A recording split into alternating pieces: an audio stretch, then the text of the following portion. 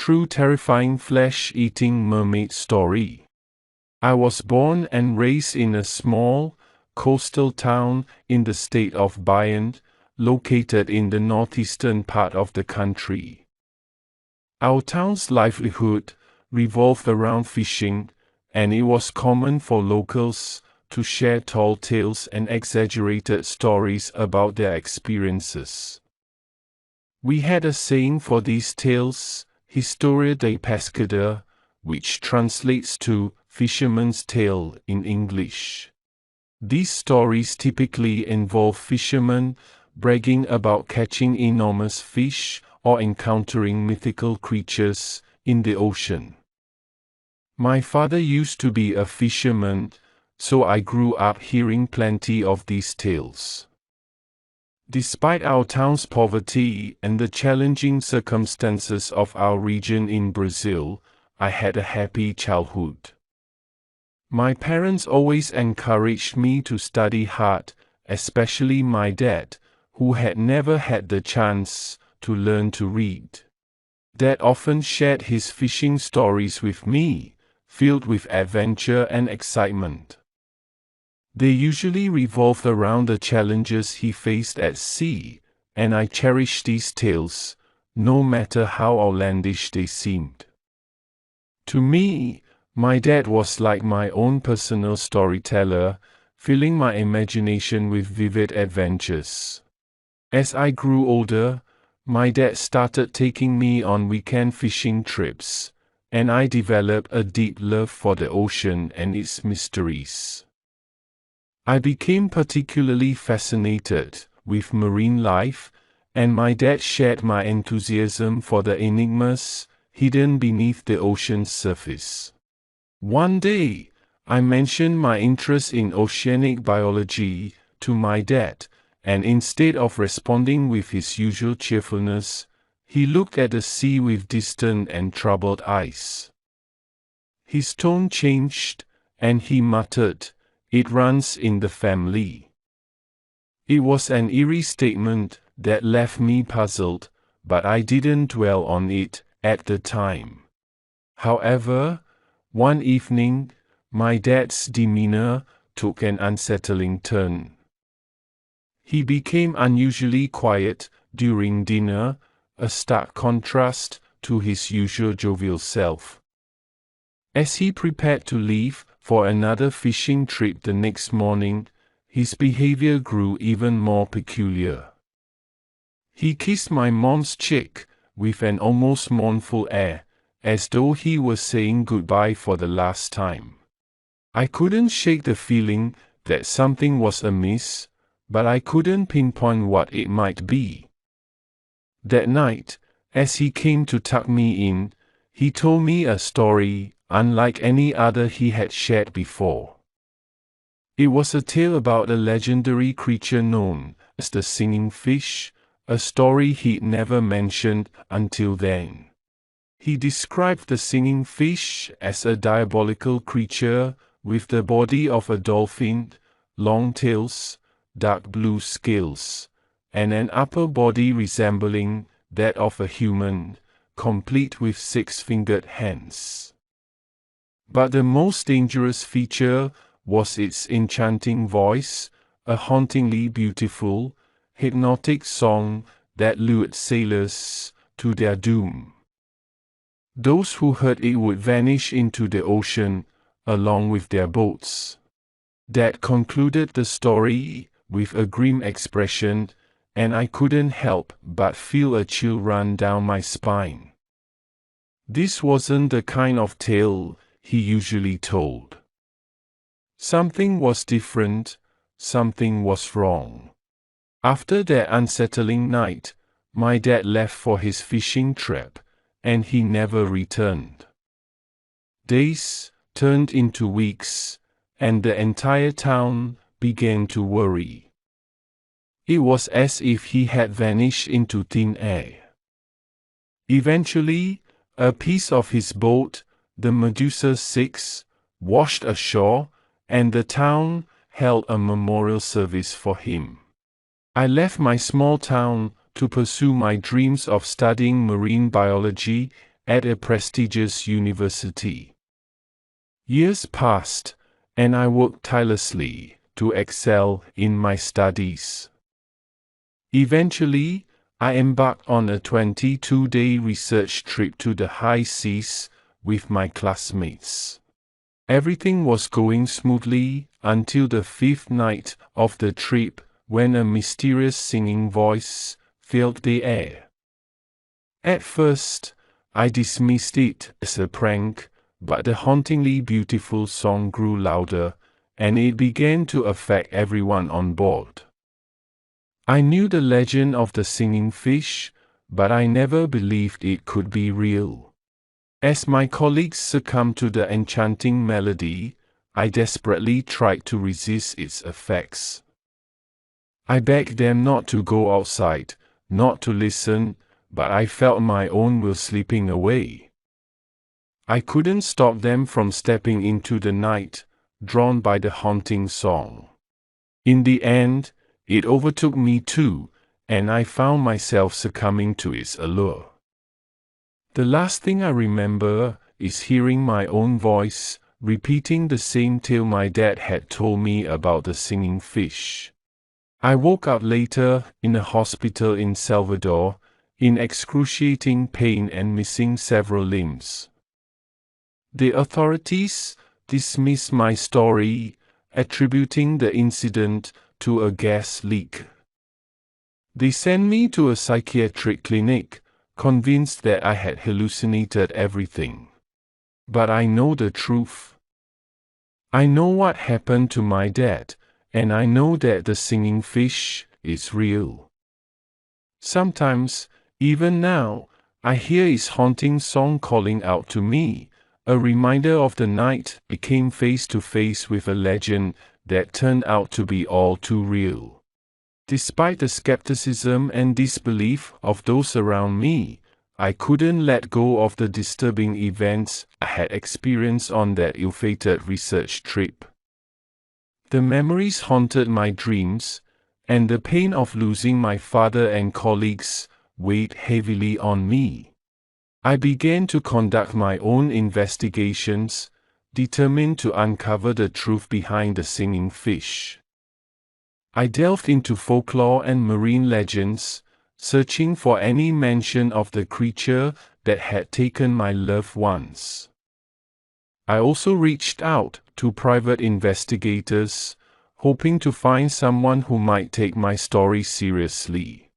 One investigator, a woman named Maria, took an interest in my case. She had a reputation for solving unusual mysteries, and she was willing to dig deeper into the disappearance of my father and colleagues. Together, we pieced together fragments of information, from ancient legends to modern-day accounts of bizarre maritime occurrences. Our research led us to remote coastal communities that had their own tales of the singing fish. People claimed to have encountered the creature, and their stories echoed the one my father had told me. They spoke of beautiful, haunting songs that lured sailors to their doom, of boats vanishing into the depths, and of loved ones lost at sea. As Maria and I delved deeper into our investigation, we discovered that there were patterns to these disappearances. They often occurred during moonlit nights when the sea was calm, mirroring the conditions of that fateful night on our research trip. It seemed that the singing fish was not confined to the realm of legend. It was a real threat that had haunted coastal communities for generations. We decided to revisit the location of my research trip, hoping to find more clues about the creature's behavior and its connection to the disappearances. Armed with recording equipment and scientific instruments, we set out on a journey to uncover the truth. Days turned into weeks as we conducted research in the same waters where my father and colleagues had vanished. The eerie calmness of the sea at night sent shivers down my spine, but I was determined to uncover the mystery that had consumed my life. One night, as we sat in our research vessel, we heard it, the haunting melody of the singing fish. It was beautiful and terrifying, just as my father had described. Maria and I struggled to maintain our focus, fighting against the hypnotic pull of the song. But this time, we were prepared.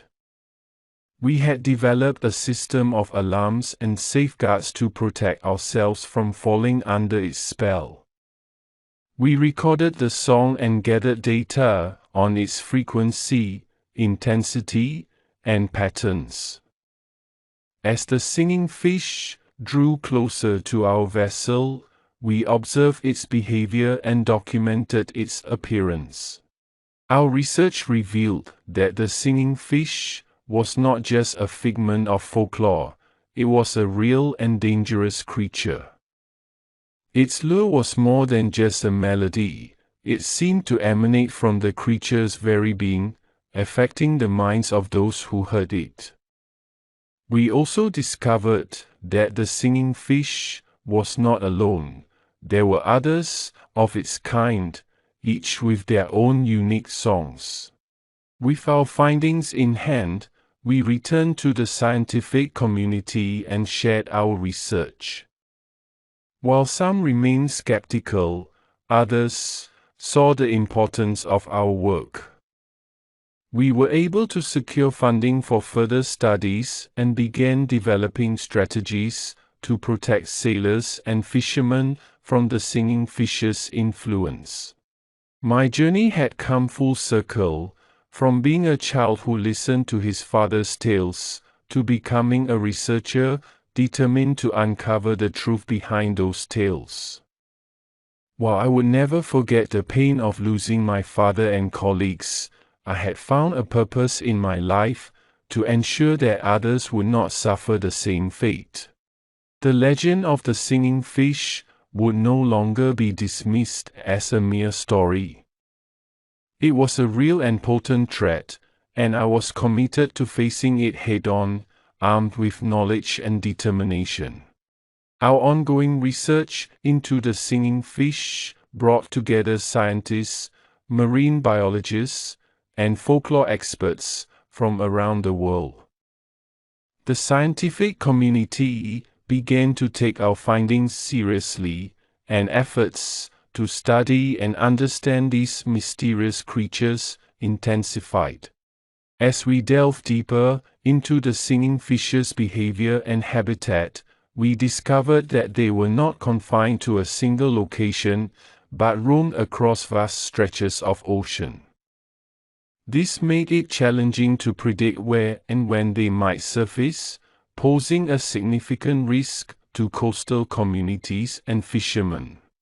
To protect those at sea, we developed a series of guidelines and safety measures. We created devices that emitted high-frequency sounds, disrupting the singing fish's hypnotic melodies and providing a means of defense for sailors.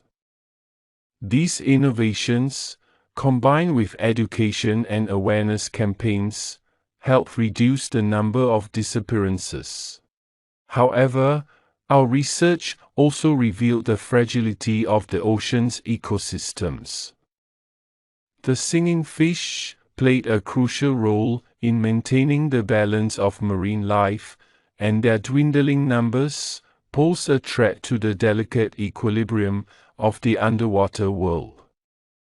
We realized that we needed to find ways to coexist with these creatures while ensuring the safety of those who ventured into their territory. Our work continued as we sought to unravel the mysteries of the singing fish further. We collaborated with environmental organizations to establish protected marine areas where these creatures could thrive undisturbed. We also explored the possibility of sustainable fishing practices that would minimize encounters with the singing fish and reduce their accidental capture. Over the years, the legend of the singing fish evolved from a tale of terror into a symbol of the delicate interconnectedness of the ocean's ecosystems and the need for responsible stewardship. The haunting melodies that had once struck fear into the hearts of sailors were now a call to action, a reminder of our responsibility to protect the oceans and the creatures that inhabit them. As I continued my research and advocacy, I couldn't help but think of my father and the stories he had shared with me. He had been a fisherman, a storyteller, and ultimately a victim of the very legends he had woven into my childhood. I was determined to honor his memory by ensuring that no one else would suffer the same fate. The journey from a small coastal town to the forefront of marine research had been long and fraught with challenges, but it had also been a journey of discovery and transformation. I had learned that sometimes the most unbelievable legends held grains of truth, and that by facing those truths head-on, we could work toward a better future for our planet and all its inhabitants.